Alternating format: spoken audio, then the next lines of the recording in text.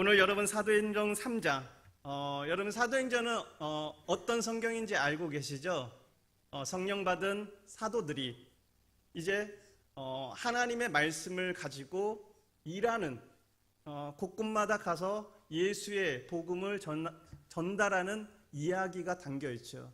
쉽게 말하면 사도행전 3장 이후부터는 성령 받은 사람들이 그 능력으로 일하는 이야기가 나옵니다. 즉 성령님이 실제 삶에서 일하시는 일, 그 이야기를 바로 3장 이후부터 이야기가 나옵니다. 그럼 오늘 말씀을 통해 성령님이 하시는 일 두 가지를 우리가 살펴볼까 합니다. 첫째, 성령님은 새로운 시도를 하게 하십니다. 성전 미문에 국어라는 앉은뱅이가 나옵니다. 앉은뱅이라는 어떤 의미죠? 일어설 수 없다는 거죠.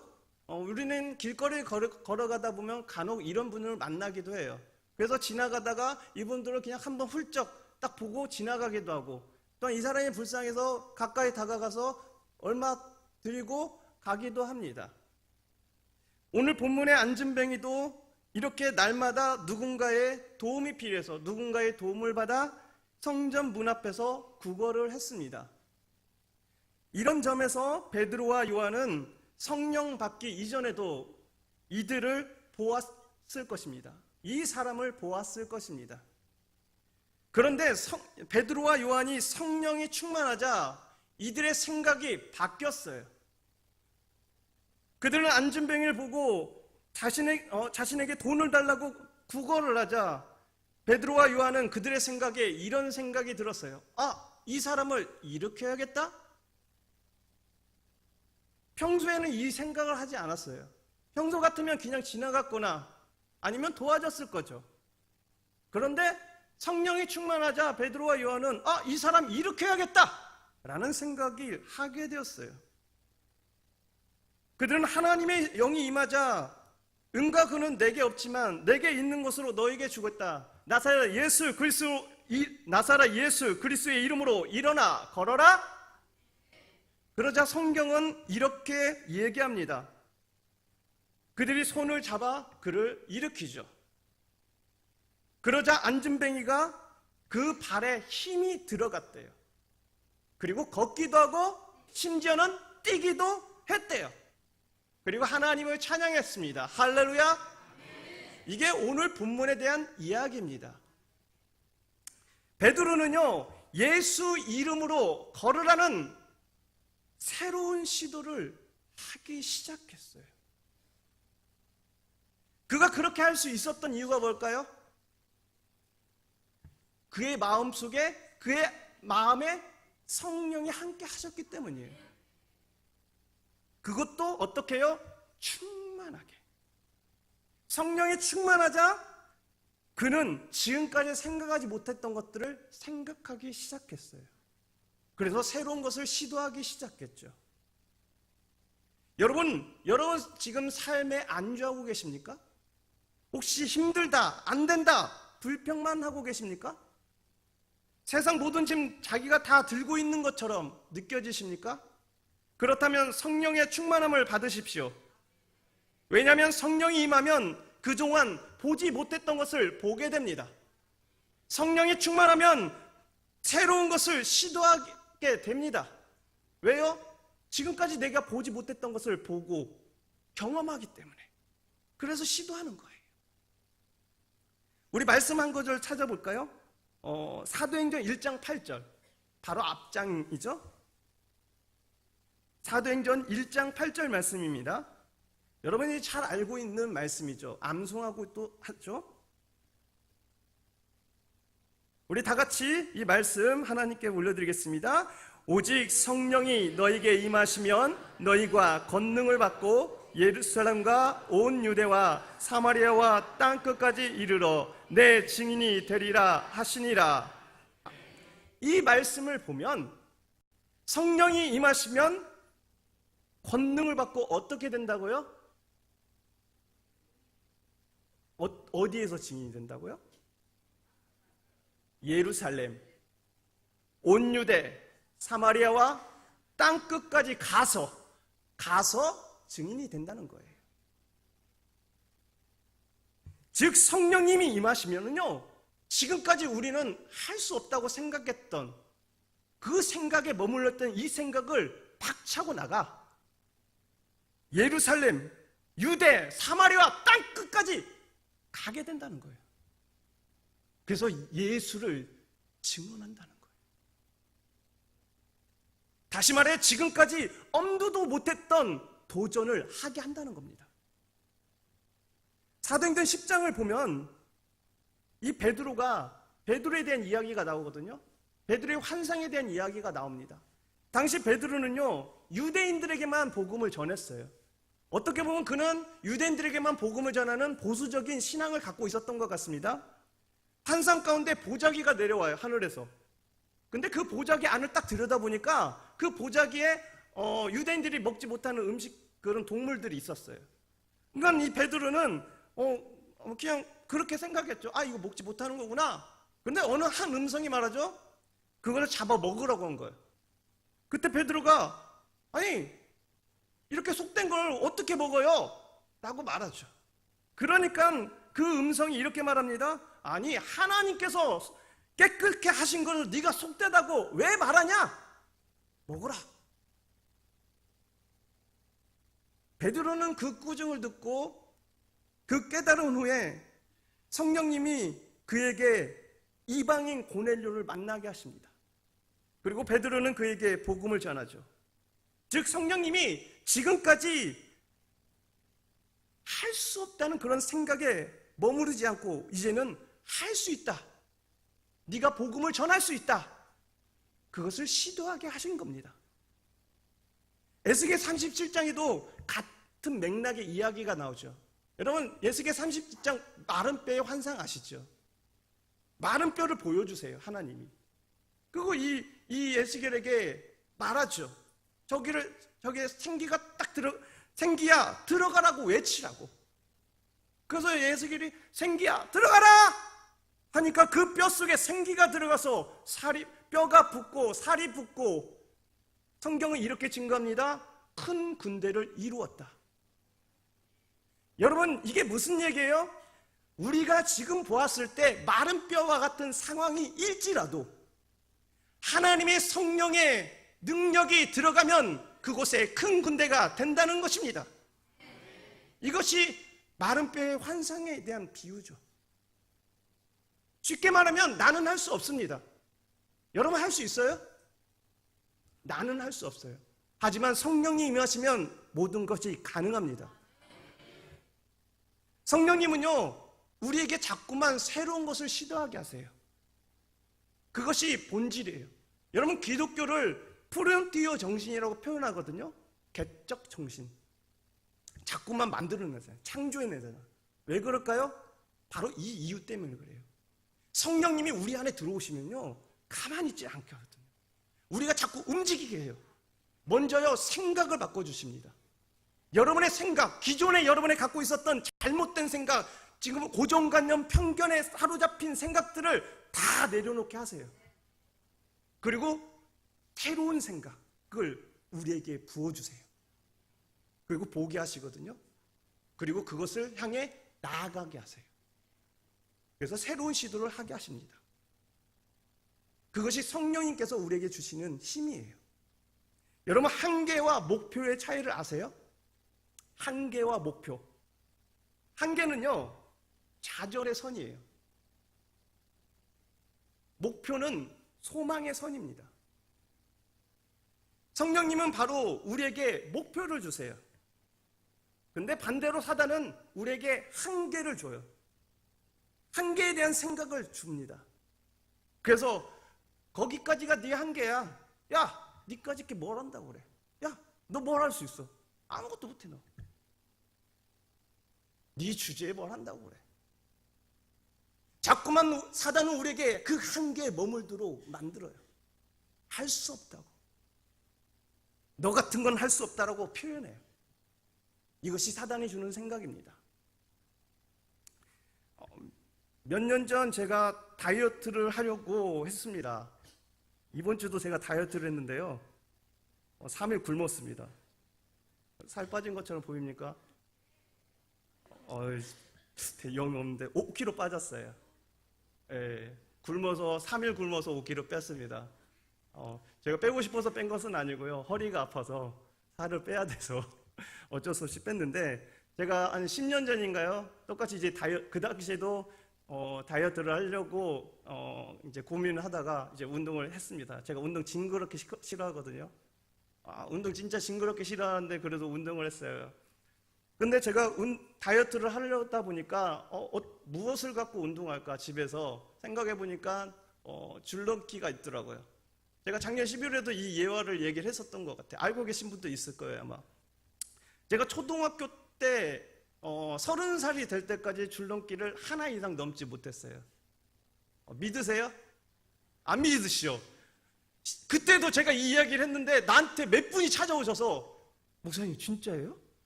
심각하게 저한테 물어보세요. 근데 저 진짜 심각하게요. 30살이 될 때까지 하나밖에 넘지 못했습니다.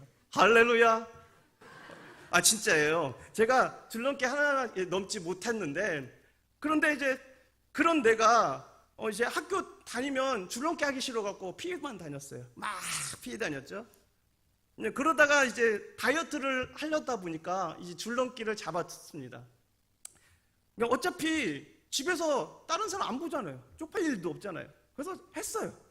어차피 그냥 내가 하나를 넘든 2개를 넘든 그냥 넘으면은 운동이 되잖아요.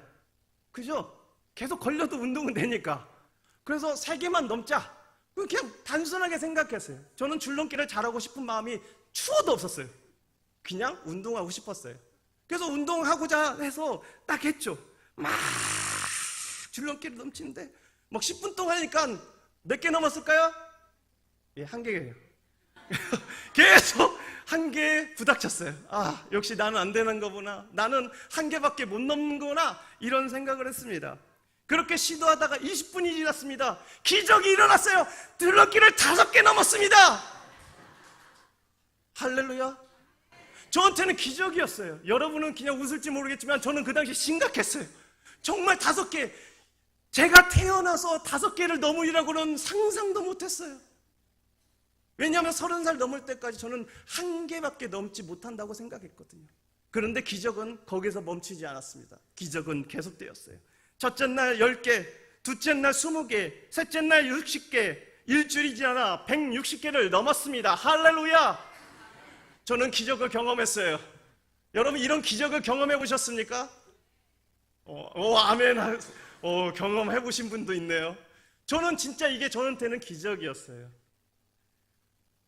여러분 우리의 모습을 봅시다. 우리는요 한 번 시도했다가 안 되면요 안 된다라고 믿어버려요.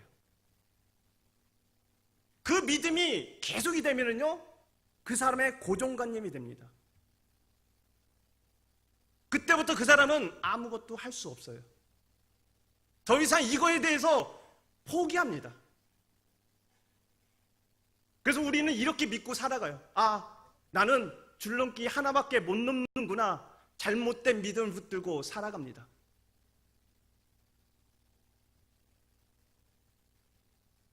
분명히 성경은 우리에게 할 수 있다고 말하는데 우리는 할 수 없다고 그 장애물을 우리 스스로가 만들어버려요. 우리는 어릴 때부터 각자가 가지고 있는 꿈이 있어요. 저는 청소년들을 만나면 항상 질문하는 게 있어요. 넌 꿈이 뭐냐? 여러분에게 물어볼게요. 여러분 꿈이 뭐예요? 예, 한 분 나오셨어요? 다른 분은 꿈이 없는 걸까요? 아니요. 잃어버린 거예요. 여러분 초등학교 때 여러분도 이런 질문을 받아봤을 거예요. 그때 여러분은 어떻게 대답했죠? 당당하게 이렇게 말합니다. 대통령이요! 판사요! 변호사요! 쥐뿔도 없는데 당당하게 얘기해요. 그죠? 근데 여러분 왜 당당하게 얘기하지 않습니까? 꿈이 있음에도 나 이거 하고 싶다고 왜 말을 하지 못합니까? 그건 어느 날부턴가 우리가 현실적인 사람이 되어버렸기 때문이에요. 우리가 말하는 현실은 안 된다, 할 수 없다, 나는 그 꿈을 이룰 수 없다라는 그 현실의 벽에 부딪히자 우리는 이렇게 믿고 살아가는 거죠. 나는 이 꿈을 이룰 수 없다. 나는 이 꿈을 절대 결탄코 이 꿈이 내 꿈이 될 수 없다. 그렇게 믿고 살아갑니다. 그리고 이제는 회사에서 잘리지만 않아도 만족하며 살아갑니다. 그러면서 우리의 꿈은 자꾸만 작아지게 됩니다. 그리고 그 사람은 더 이상 꿈을 이룰 수 없다고 믿고 살아가죠. 그러나 성령님이 임하시면 그 한계를 넘어 하나님이 주시는 목표를 향해 나아갈 줄 믿습니다. 여러분, 저도 마찬가지예요. 저도요, 항상 저는 소망을 말해주는 사람이거든요. 하늘의 소망을 전달해주는 사람이에요. 근데 저라고 좌절이 없겠어요? 절망이 없겠어요? 매일 힘들고 짜증나고 아무것도 하기 싫을 때가 많이 있죠. 근데 제가 만나는 사람, 가는 교회마다 제가 만나는 사람들이 어떤 사람들일까요? 목사님, 저는요 소망이 너무 많고요, 저는 긍정적이고요, 저는 할 수 있어요. 이런 사람들이 많을까요? 목사님, 저 못해요. 제가 우리 교회는 이거밖에 안 돼요. 저 할 수 없어요. 이런 사람들이 많을까요? 전자일까요? 후자일까요? 후자가 많아요. 여러분, 교회는 달라도요, 교회 크기는 달라도요, 똑같아요. 사람의 많고 적음이 중요한 게 아니에요. 사람이 많던 적던 똑같이 사람들은요 할 수 없다고 말해요. 저한테 와서요, 교사 좀 해주세요. 저 못해요. 능력이 없어서요. 다 이러지. 저 교사 할 수 있어요. 능력 많아요. 이런 사람 없어요. 여러분에게 봉사해보라고 말하면은요, 목사님, 저 못해요. 이게 뒷걸음 치는 사람 있지. 저 할 거예요.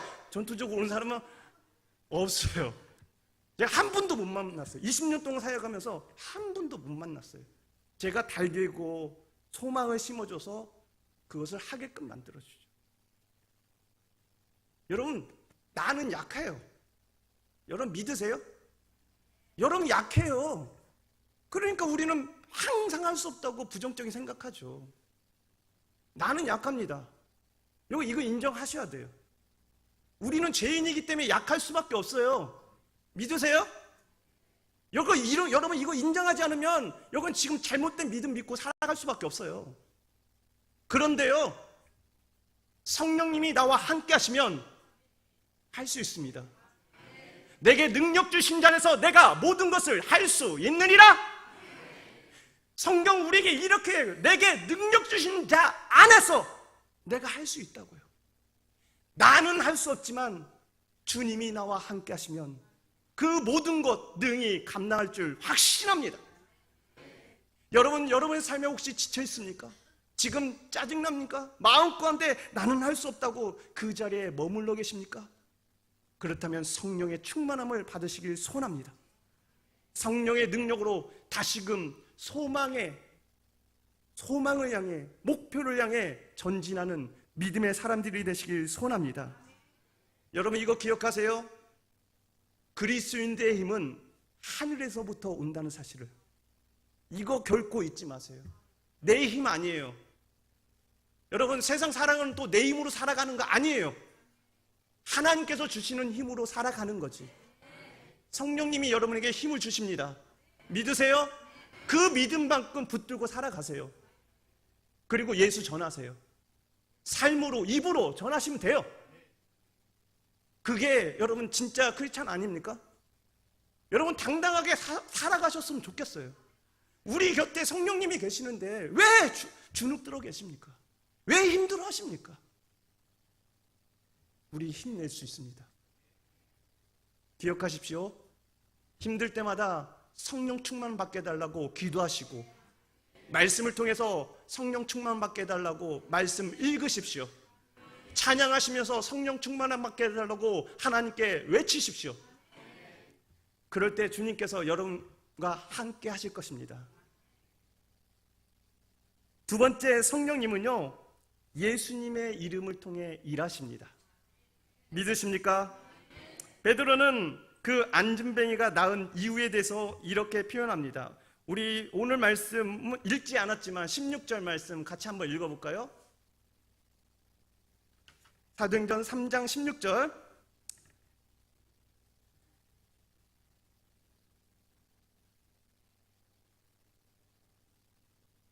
그 이름을 시작. 그 이름을 믿음으로 그 이름이 너희가 보고 아는 이 사람을 성하게 하셨나니 예수로 말미암아 난 믿음이 너희 모든 사람 앞에서 이같이 완전히 낫게 하였느니라. 아멘. 뭐가요? 예수 이름이 이 사람을 낫게 했다는 거예요. 그 뒤로 사도행전 4장 10절에도요 베드로는요 너희가 십자가에 못 박고 하나님이 다시 살리신 나사렛 예수 그리스도의 이름으로 이 사람이 건강하게 되었다라고 말합니다. 베드로가 지금 계속 강조하고 있는 게 뭡니까? 예수의 이름이에요. 핵심은 안진뱅이가 이 병이 나았던 이유가 사람들이 그동안 부인하고 십자가에 죽였던 예수 그리스도의 이름을 덕분이라는 거예요. 예수 이름 덕분. 예수 이름에는 권능이 있습니다.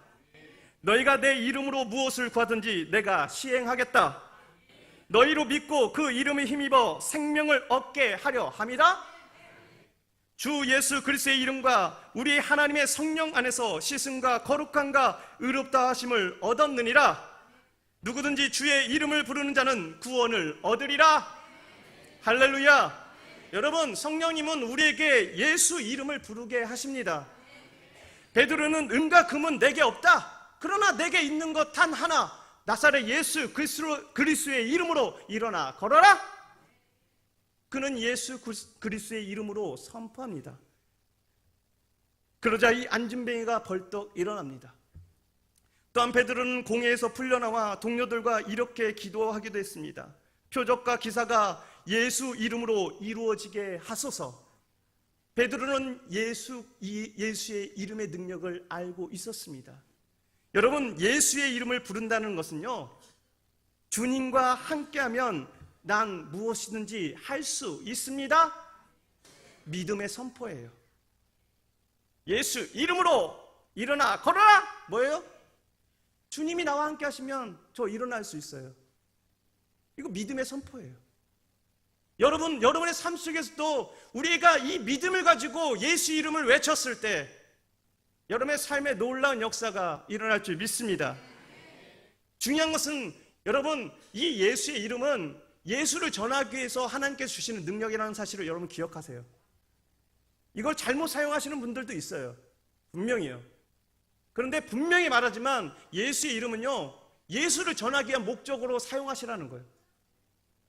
내가 예수님을 전하려고 했을 때 예수 이름으로 저 사람에게 복음을 전해야겠다. 그럼 예수 이름으로 난 할 수 있다. 선포하세요. 큰 소리로 외치세요. 그러면 하나님께서 능력 주십니다. 믿으세요?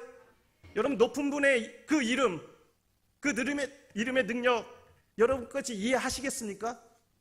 여러분 이해하셔야 돼요. 사기꾼들은요, 이름의 능력 잘 알아요.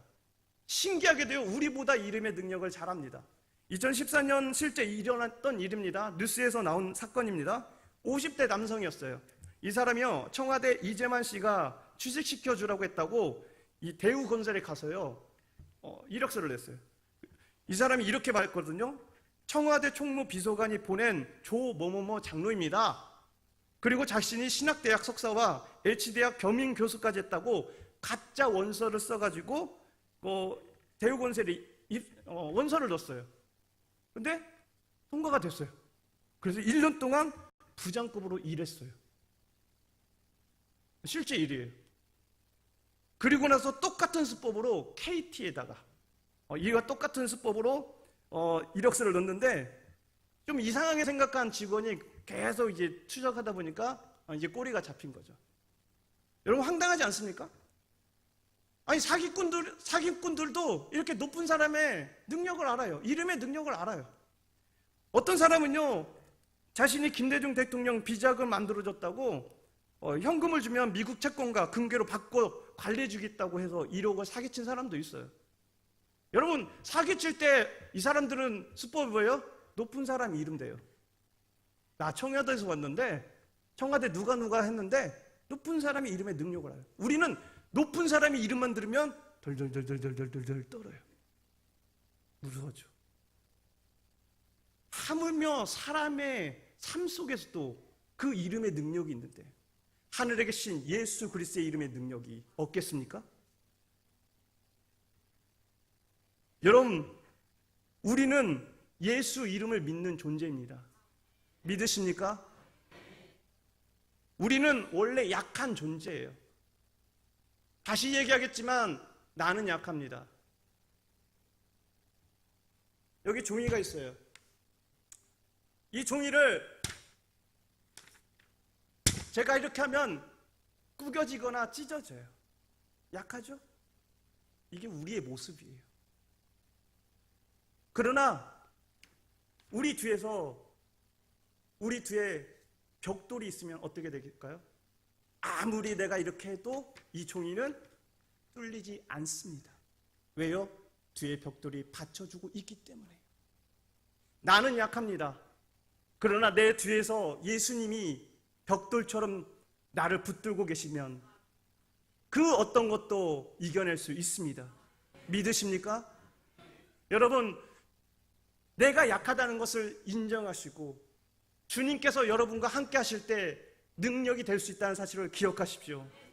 바로 예수 그리스도의 이름이 여러분에게 그 능력을 허락해 줄 줄 믿습니다. 여러분, 이 능력을 활용하십시오. 선포하십시오. 여러분의 가정에서, 학교에서, 직장에서 가는 곳마다 예수 이름을 선포하시길 소원합니다. 나사렛 예수 그리스도의 이름으로 일어나 걸어라. 그랬을 때 일어나 걸었던 것처럼 우리의 삶에도 하나님께서 일어나 걷는 놀라운 기적의 역사를 보여줄 줄 확신합니다. 말씀을 정리하겠습니다. 여러분, 성령님은 우리에게 능력을 주십니다. 믿으세요? 지금 여러분의 생각을 바꾸세요. 근데 나 혼자서는 바꿀 수 없어요. 그러나 성령님이 함께 하시면 생각이 바뀌어질 줄 확신합니다. 성령의 충만을 받으십시오. 그래서 성령이 주시는 생각으로 자꾸 새로운 것을 도전하고 그것을 향해 나아가는 믿음의 사람들이 되시길 소원합니다. 그때 이렇게 선포하십시오. 나사렛 예수 그리스도의 이름으로 주님이 나와 함께 하시면 나는 능히 가능합니다. 이런 예수 그리스도의 이름의 선포를 하시고 여러분의 삶이 하나님의 나라가 되시길 간절히 소원합니다. 여러분, 기억하십시오. 성령 충만하셔서 여러분의 삶도 여러분의 속한 곳에 하나님의 나라가 임해지길 간절히 소원합니다. 기도하겠습니다.